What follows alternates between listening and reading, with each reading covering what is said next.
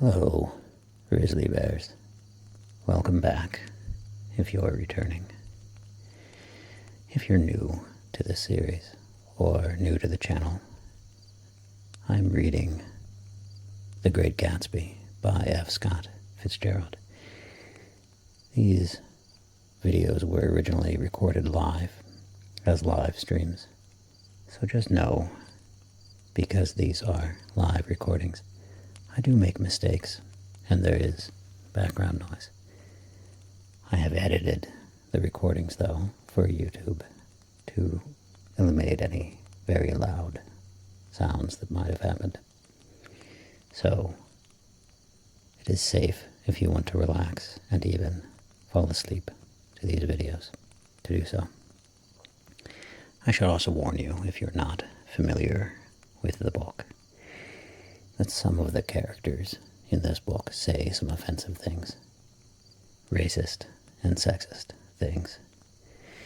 Just know that I don't condone the things the characters say, and I think the author, F. Scott Fitzgerald, didn't mean you to agree with most of these things or to like the characters. The characters are written as very flawed human beings, not agreeable or likable in many cases. With that said, let's dive right in. Please enjoy.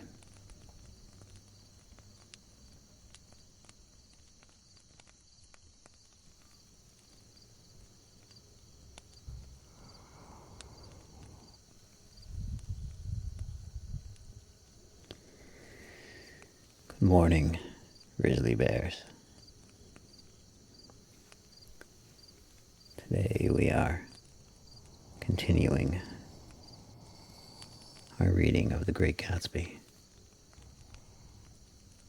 Chapter 9 of The Great Gatsby by F. Scott Fitzgerald. After 2 years, I remember the rest of that day, and that night, and the next day, only as an endless drill of police and photographers and newspapermen in and out of Gatsby's front door. A rope stretched across the main gate, and a policeman by it kept out the curious. But little boys soon discovered that they could enter through my yard, and there were always a few of them, clustered, open-mouthed about the pool. Someone with a positive manner, perhaps a detective, used the expression madman as he bent over Wilson's body that afternoon, and the adventitious authority of his voice set the key for the newspaper reports next morning. Most of those reports were a nightmare, grotesque, circumstantial, eager, and untrue. When McAllis's testimony at the inquest brought to light Wilson's suspicions of his wife, I thought the whole tale would shortly be served up in racy pasquinade, but Catherine, who might have said anything, didn't say a word. She showed a surprising amount of character about it, too. Looked at the coroner with determined eyes under that corrected brow of hers, and swore that her sister had never seen Gatsby, that her sister was completely happy with her husband, that her sister had been into no mischief whatever. She convinced herself of it and cried into her handkerchief as if the very suggestion was more than she could endure. So Wilson was reduced to a man deranged by grief, in order that the case might remain in its simplest form. And it rested there. But all this part of it seemed remote and unessential. I found myself on Gatsby's side, alone. From the moment I telephoned news of the catastrophe to West Egg Village, every surmise about him and every practical question was referred to me. At first I was surprised and confused. Then, as he lay in his house and didn't move or breathe or speak, hour upon hour, it grew upon me that I was responsible, because no one else was interested. Interested, I mean, with that intense personal interest, to which everyone has some vague right at the end. I called up Daisy half an hour after we found him, called her instinctively and without hesitation. But she and Tom had gone away early that afternoon and taken baggage with them. Left no address. No. Say when they'd be back. No. Any idea where they are, how I could reach them? I don't know, can't say. I wanted to get somebody for him. I wanted to go into the room where he lay and reassure him, "I'll get somebody for you, Gatsby, don't worry. Just trust me and I'll get somebody for you."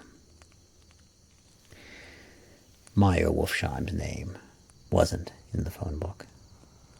The butler gave me his office address on Broadway, and I called information, but by the time I had the number, it was long after 5, and no one answered the phone. "Will you ring again? I've rung 3 times. It's very important. Sorry, I'm afraid no one's there."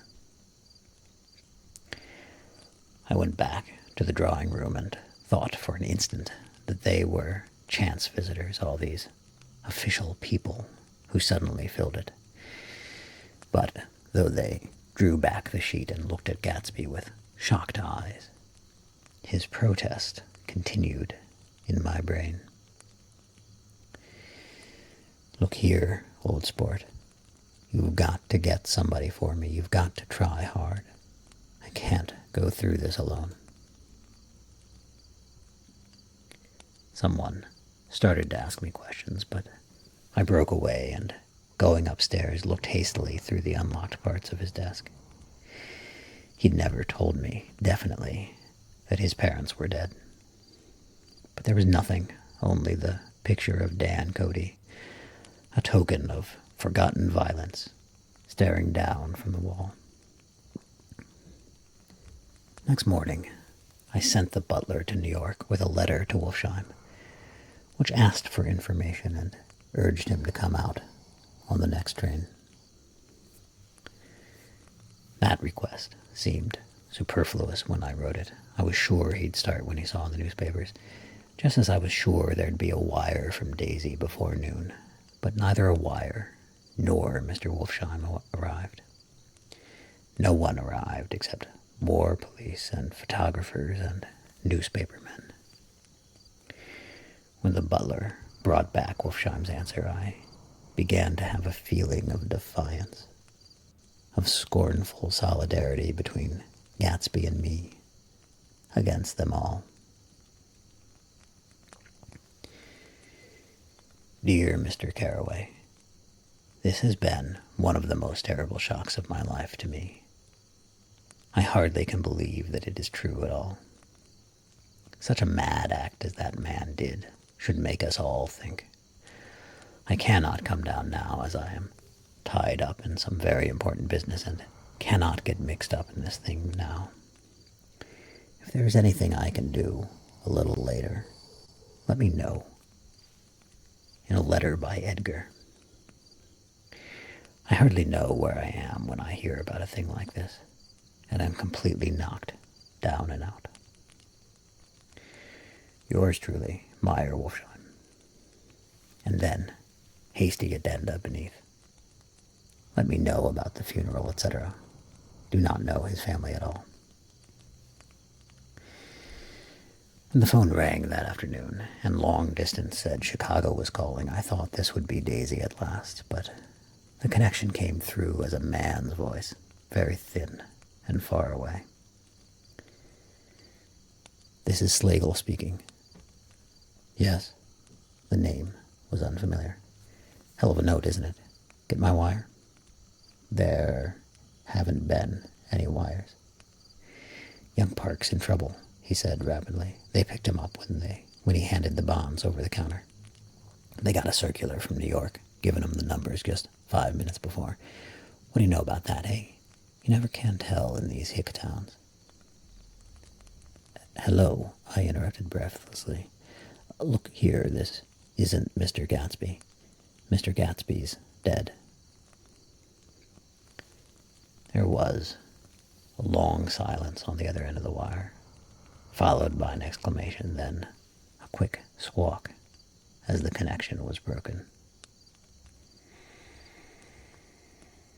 I think it was on the third day that a telegram signed Henry C. Gatz arrived from a town in Minnesota. It said only that the sender was leaving immediately and to postpone the funeral until he came. It was Gatsby's father, a solemn old man, very helpless and dismayed, bundled up in a long cheap ulster against the warm September day. His eyes leaked continuously with excitement, and when I took the bag and umbrella from his hands, he began to pull so incessantly at his sparse gray beard that I had difficulty in getting off his coat. He was on the point of collapse, so I took him into the music room and made him sit down while I sent for something to eat. But he wouldn't eat, and the glass of milk spilled from his trembling hand. "I saw it in the Chicago newspaper," he said. "It was all in the Chicago newspaper. I started right away. I didn't know how to reach you." His eyes, seeing nothing, moved ceaselessly about the room. "It was a madman," he said. "He must have been mad." "Wouldn't you like some coffee?" I urged him. "I don't want anything. I'm all right now, Mr. Carraway." "Well, I'm all right now. Where have they got Jimmy?" I took him into the drawing room where his son lay and left him there. Some little boys had come up on the steps and were looking into the hall. When I told them who had arrived, they went reluctantly away. After a little while, Mr. Gatz opened the door and came out, his mouth ajar, his face flushed slightly, his eyes leaking isolated and unpunctual tears. He had reached an age where death no longer has the quality of ghastly surprise. When he looked around him now for the first time and saw the height and splendor of the hall and the great rooms opening out from it into other rooms, his grief began to be mixed with an awed pride. I helped him to a bedroom upstairs. While he took off his coat and vest, I told him that all arrangements had been deferred until he came. "I didn't know what you'd want, Mr. Gatsby. Gatz is my name. Mr. Gatz, I thought you might want to take the body west." He shook his head. "Jimmy always liked it better down east." He rose up to his position in the east. "Were you a friend of my boys, Mr.?" "We were close friends. He had a big future before him, you know. He was only a young man, but he had a lot of brain power here." He touched his head impressively, and I nodded. If he'd have lived, he'd have been a great man. A man like James J. Hill. He'd have helped build up the country. "That's true," I said, uncomfortably. He fumbled at the embroidered coverlet, trying to take it from the bed, and lay down stiffly and was instantly asleep. That night, an obviously frightened person called up and demanded to know who I was before he would give his name. "This is Mr. Carroway," I said. "Oh," he sounded relieved. "This is Klipspringer." I was relieved too, for that seemed to promise another friend at Gatsby's grave. I didn't want it to be in the papers and draw a sightseeing crowd, so I'd been calling up a few people myself. They were hard to find. "The funeral's tomorrow," I said. 3 o'clock here at the house. I wish you'd tell anybody who'd be interested." "Oh, I will," he broke out hastily. "Of course, I'm not likely to see anybody, but if I do..." His tone made me suspicious. "Of course you'll be there yourself." "Well, I'll certainly try. What I called up about is..." "Wait a minute," I interrupted. "How about saying you'll come?" "Well, the truth of the matter is that I'm staying with some people up here in Greenwich, and they rather expect me to be with them tomorrow. In fact, there's a sort of picnic or something. Of course I'll do my best to get away."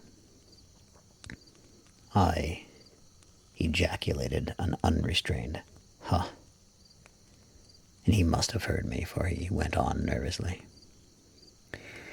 "What I called up about was a pair of shoes I left there. I wonder if it'd be too much trouble to have the butler send them on. You see, they're tennis shoes, and I'm sort of helpless without them. My address of care is BF." I couldn't hear the rest of the name because I hung up the receiver.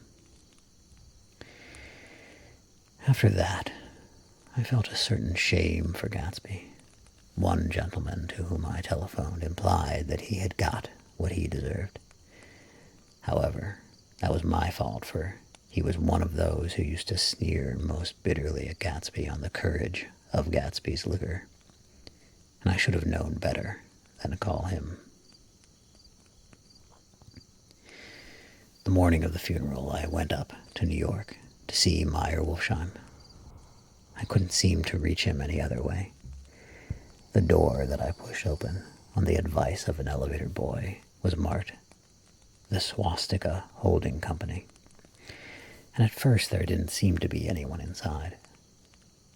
But when I'd shouted hello several times in vain, an argument broke out behind a partition, and presently a lovely Jewess appeared at an interior door and scrutinized me with black, hostile eyes. "Nobody's in," she said. "Mr. Wolfsheim's gone to Chicago." The first part of this was obviously untrue, for someone had begun to whistle "The Rosary" tunelessly inside. "Please say that Mr. Carroway wants to see him. I can't get him back from Chicago, can I?" At this moment, a voice, unmistakably Wolfsheim's, called, "Stella," from the other side of the door. "Leave your name on the desk," she said quickly. "I'll give it to him when he gets back. But I know he's there." She took a step toward me and began to slide her hands indignantly up and down her hips. "You young men think you can force your way in here any time," she scolded. "We're getting sick and tired of it. When I say he's in Chicago, he's in Chicago." I mentioned Gatsby. "Oh," she looked at me over again. "Will you just... What was your name?" She vanished. In a moment, Meyer Wolfsheim stood solemnly in the doorway, holding out both hands. He drew me into the office, remarking in a reverent voice that it was a sad time for all of us, and offered me a cigar. My memory goes back to when I first met him, he said. A young major just out of the army and covered over with medals he got in the war. He was so hard up. He had to keep on wearing his uniform because he couldn't buy some regular clothes. First time I saw him was when he came into Weinbrenner's pool room at 43rd Street and asked for a job. He hadn't eaten anything for a couple of days. Come on, have some lunch with me, I said. He ate more than $4 worth of food in half an hour. Did you start him in business? I inquired. Start him? I made him. Oh. I raised him up out of nothing, right out of the gutter. I saw right away he was a fine-appearing, gentlemanly young man, and when he told me he was at Oxford, I knew I could use him good. I got him to join the American Legion, and he used to stand high there. Right off, he did some work for a client of mine up in Albany. We were so thick like that and everything. He held up two bulbous fingers, always together. I wondered if this partnership had included the World Series transaction in 1919. Now, he's dead, I said after a moment. You were his closest friend, so I know you'll want to come to his funeral this afternoon. I'd like to come. Well, come then. The hair in his nostrils quivered slightly, and as he shook his head, his eyes filled with tears. I can't do it. I can't get mixed up in it, he said. There's nothing to get mixed up in. It's all over now. When a man gets killed, I never like to get mixed up in it in any way. I keep out. When I was a young man, it was different. If a friend of mine died, no matter how, I stuck with them to the end. You may think that's sentimental, but I mean it to the bitter end. I saw that for some reason of his own, he was determined not to come, so I stood up. Are you a college man? He inquired suddenly. For a moment, I thought he was going to suggest a connection, but he only nodded and shook my hand. Let us learn to show our friendship for a man when he is alive, and not after he is dead, he suggested. After that, my own rule is to let everything alone. When I left his office, the sky had turned dark, and I got back to West Egg in a drizzle. After changing my clothes, I went next door and found Mr. Gatz walking up and down excitedly in the hall.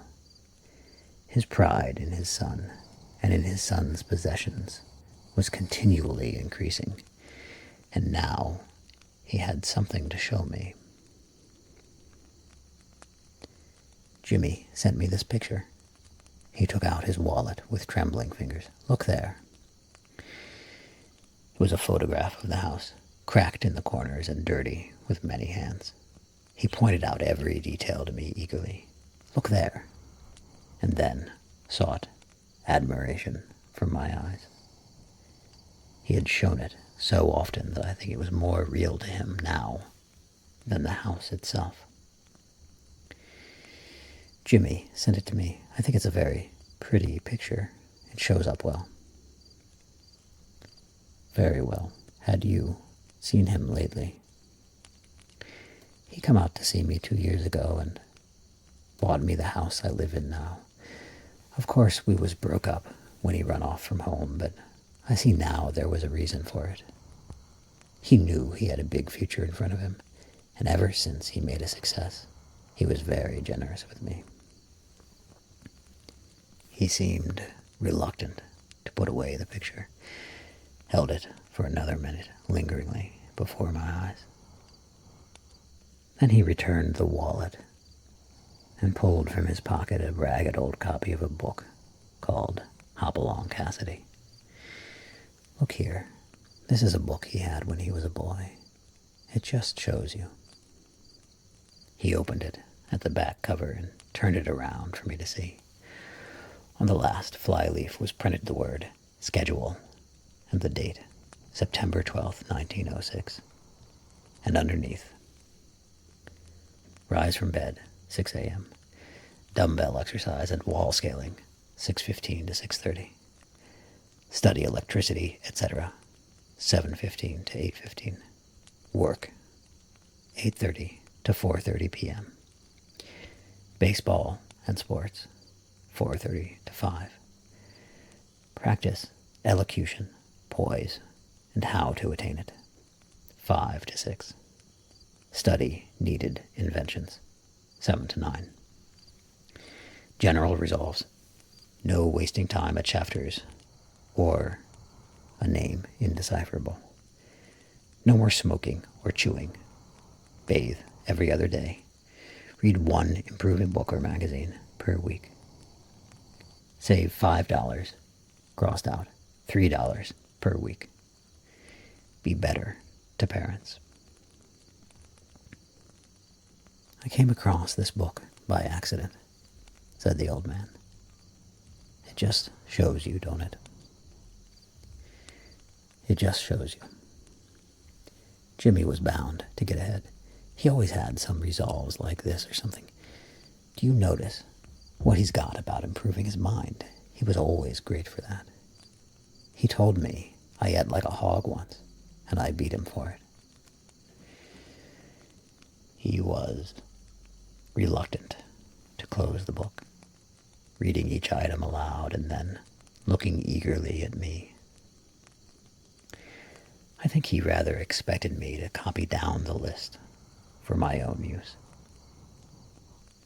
A little before 3, the Lutheran minister arrived from Flushing, and I began to look involuntarily out the windows for other cars. So did Gatsby's father.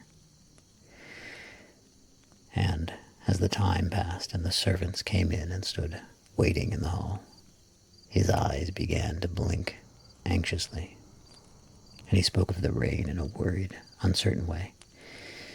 The minister glanced several times at his watch, so I took him aside and asked him to wait for half an hour. But it wasn't any use. Nobody came. About 5 o'clock, our procession of 3 cars reached the cemetery and stopped in a thick drizzle beside the gate. First, a motor hearse, horribly black and wet. Then Mr. Gatz and the minister and me in the limousine. And a little later, 4 or 5 servants and the postman from West Egg in Gatsby's station wagon, all wet to the skin. As we started through the gate into the cemetery, I heard a car stop and then the sound of someone splashing after us over the soggy ground. I looked around. It was the man with the owl-eyed glasses, whom I had found marveling over Gatsby's books in the library one night 3 months before. I'd never seen him since then. I don't know how he knew about the funeral or even his name. The rain poured down his thick glasses, and he took them off and wiped them to see the protecting canvas unrolled from Gatsby's grave. I tried to think about Gatsby then for a moment, but he was already too far away. And I could only remember, without resentment, that Daisy hadn't sent a message or a flower. Dimly, I heard someone murmur, "Blessed are the dead that the rain falls on." And then the owl-eyed man said, "Amen to that," in a brave voice. We straggled down quickly through the rain to the cars. Owl Eyes spoke to me by the gate. "I couldn't get to the house," he remarked. Neither could anybody else. "Go on," he started. Why, my God, they used to go there by the hundreds. He took off his glasses and wiped them again, outside and in. The poor son of a bitch, he said.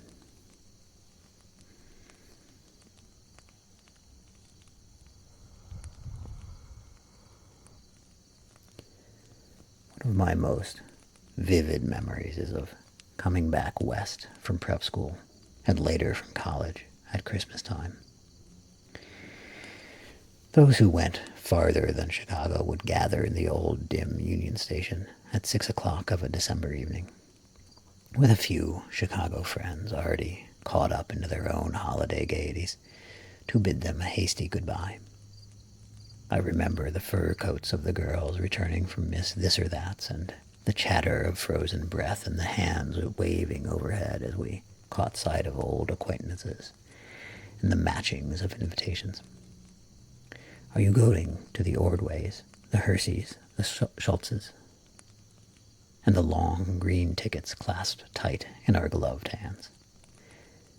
And last, the murky yellow cars of the Chicago, Milwaukee, and St. Paul Railroad, looking cheerful as Christmas itself on the tracks beside the gate. When we pulled out into the winter night and the real snow, our snow, began to stretch out beside us and twinkle against the windows, and the dim lights of small Wisconsin stations moved by, a sharp, wild brace came suddenly into the air. We drew in deep breaths of it as we walked back from dinner through the cold vestibules, unutterably aware of our identity with this country for one strange hour, before we melted indistinguishably into it again. That's my Middle West, not the wheat or the prairies or the lost Swede towns, but the thrilling returning trains of my youth, and the street lamps and sleigh bells in the frosty dark, and the shadows of holly wreaths thrown by lighted windows on the snow.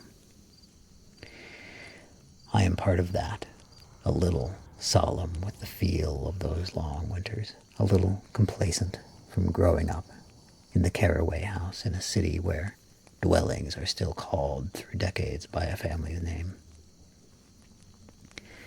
I see now that this has been a story of the West after all. Tom and Gatsby, Daisy and Jordan and I were all Westerners, and perhaps we possessed some deficiency in common which made us subtly unadaptable to Eastern life.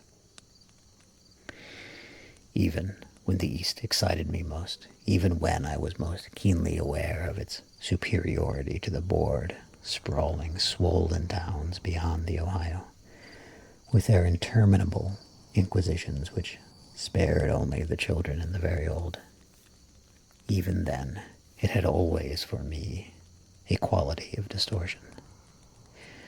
West Egg, especially, still figures in my more fantastic dreams. I see it as a night scene by El Greco, 100 houses at once conventional and grotesque, crouching under a sullen, overhanging sky and a lusterless moon. In the foreground, 4 solemn men in dress suits are walking along the sidewalk with a stretcher on which lies a drunken woman in a white evening dress. Her hand, which dangles over the side, sparkles cold with jewels. Gravely the men turn in at a house, the wrong house, but no one knows the woman's name, and no one cares. After Gatsby's death, the East was haunted for me like that, distorted beyond my eyes' power of correction. So when the blue smoke of brittle leaves was in the air, and the wind blew the wet laundry stiff on the line, I decided to come back home. There was one thing to be done before I left, an awkward, unpleasant thing that perhaps had better have been let alone. But I wanted to leave things in order and not just trust that obliging and indifferent sea to sweep my refuse away. I saw Jordan Baker and talked over and around what had happened to us together and what had happened afterward to me. And she lay perfectly still, listening in a big chair. She was dressed to play golf, and I remember thinking she looked like a good illustration, her chin raised a little jauntily, her hair the color of an autumn leaf, her face the same brown tint as the fingerless glove on her knee. When I had finished, she told me, without comment, that she was engaged to another man. I doubted that, though there were several she could have married at a nod of her head, but I pretended to be surprised. For just a minute, I wondered if I wasn't making a mistake. Then I thought it all over again quickly and got up to say goodbye. "Nevertheless, you did throw me over," said Jordan suddenly. "You threw me over on the telephone. I don't give a damn about you now, but it was a new experience for me, and I felt a little dizzy for a while." We shook hands. "Oh, and do you remember," she added, "a conversation we had once about driving a car?" "Why, not exactly." "You said a bad driver was only safe until she met another bad driver. Well, I met another bad driver, didn't I? I mean, it was careless of me to make such a wrong guess. I thought you were rather an honest, straightforward person. I thought it was your secret pride." "I'm 30, I said. "I'm 5 years too old to lie to myself and call it honor." She didn't answer. Angry and half in love with her and tremendously sorry, I turned away.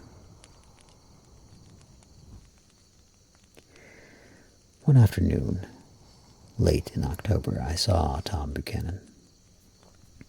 He was walking ahead of me along Fifth Avenue in his alert, aggressive way, his hands out a little from his body as if to fight off interference, his head moving sharply here and there, adapting itself to his restless eyes. Just as I showed up to avoid overtaking him, he stopped and began frowning into the windows of a jewelry store. Suddenly he saw me and walked back, holding out his hand. "What's the matter, Nick? Do you object to shaking hands with me?" "Yes, you know what I think of you." "You're crazy, Nick," he said quickly. "Crazy as hell. I don't know what's the matter with you." "Tom," I inquired, "what did you say to Wilson that afternoon?" He stared at me without a word, and I knew I had guessed right about those missing hours. I started to turn away, but he took a step after me and grabbed my arm. "I told him the truth," he said. "He came to the door while we were getting ready to leave, and when I sent down word that we weren't in, he tried to force his way upstairs. He was crazy enough to kill me if I hadn't told him who owned the car. His hand was on a revolver in his pocket every minute he was in the house." He broke off defiantly. What if I did tell him? That fellow had it coming to him. He threw dust into your eyes just like he did in Daisy's, but he was a tough one. He ran over Myrtle like you'd run over a dog and never even stopped his car. There was nothing I could say except the one unutterable fact that it wasn't true. And if you think I didn't have my share of suffering, look here. When I went to give up that flat and saw that damn box of dog biscuits sitting there on the sideboard, I sat down and cried like a baby. By God, it was awful. I couldn't forgive him or like him, but I saw that what he had done was, to him, entirely justified. It was all very careless and confused. They were careless people, Tom and Daisy. They smashed up things and creatures, and then retreated back into their money, or their vast carelessness, or whatever it was that kept them together, and let other people clean up the mess they had made. I shook hands with him. It seemed silly not to, for I felt suddenly as though I were talking to a child. Then he went into the jewelry store to buy a pearl necklace, or perhaps only a pair of cuff buttons, rid of my provincial squeamishness forever. Gatsby's house was still empty when I left. The grass on his lawn had grown as long as mine. One of the taxi drivers in the village never took a fare past the entrance gate without stopping for a minute and pointing inside. Perhaps it was he who drove Daisy and Gatsby over to East Egg the night of the accident, and perhaps he had made a story about it all his own. I didn't want to hear it, and I avoided him when I got off the train.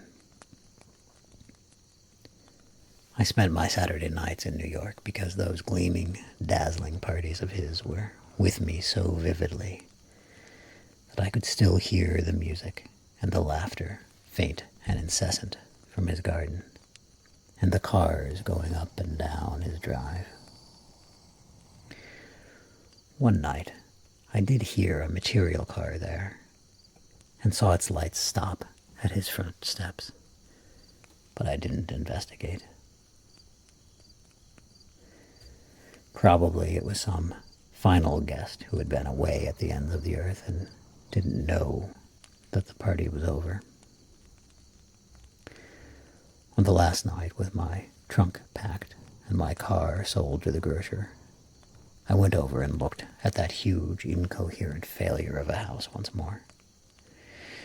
On the white steps, an obscene word, scrawled by some boy with a piece of brick, stood out clearly in the moonlight, and I erased it, drawing my shoe raspingly along the stone.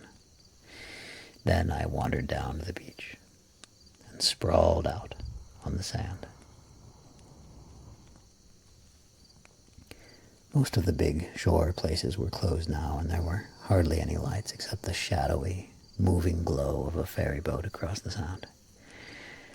And as the moon rose higher, the inessential houses began to melt away until gradually I became aware of the old island here that flowered once for Dutch sailors' eyes, a fresh, green beast of the New World. Its vanished trees, the trees that had made way for Gatsby's house, had once pandered in whispers to the last and greatest of all human dreams. For a transitory, enchanted moment, man must have held his breath in the presence of this continent, compelled into an aesthetic contemplation he neither understood nor desired, face to face for the last time in history with something commensurate to his capacity for wonder. And as I sat there, brooding on the old unknown world, I thought of Gatsby's wonder when he first picked out the green light at the end of Daisy's dock. He had come a long way to this blue lawn, and his dream must have seemed so close that he could hardly fail to grasp it. He did not know that it was already behind him, somewhere back in that vast obscurity beyond the city, where the dark fields of the Republic rolled on under the night. Gatsby believed in the green light, the orgastic future that year by year recedes before us. It eluded us then, but that's no matter. Tomorrow we will run faster, stretch our arms out further, and one fine morning. So we beat on, boats against the current, borne back ceaselessly into the past.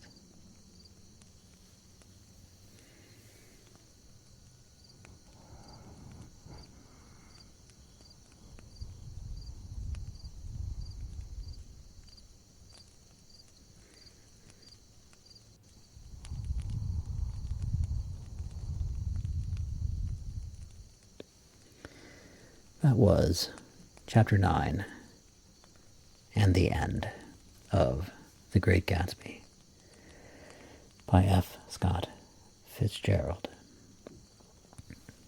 I enjoyed reading it. It is a very well-written book, and has some interesting things to say about human beings. I find myself a little disturbed by a lot of the casual sexism and racism and classism in the book, but it is anyway a worthwhile book to read, and I enjoyed reading it here on stream. I have not yet decided what my next reading will be for the stream. I might go back to poetry, or I might find another novel to read. I guess we'll see. But for today, that's all I've got in me.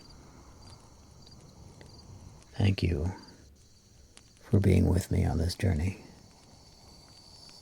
And I hope you found a sense of relaxation and presence. And I hope you can carry that feeling with you for a little while longer, for the rest of your day, or evening, or into your sleep. Until next time, goodbye.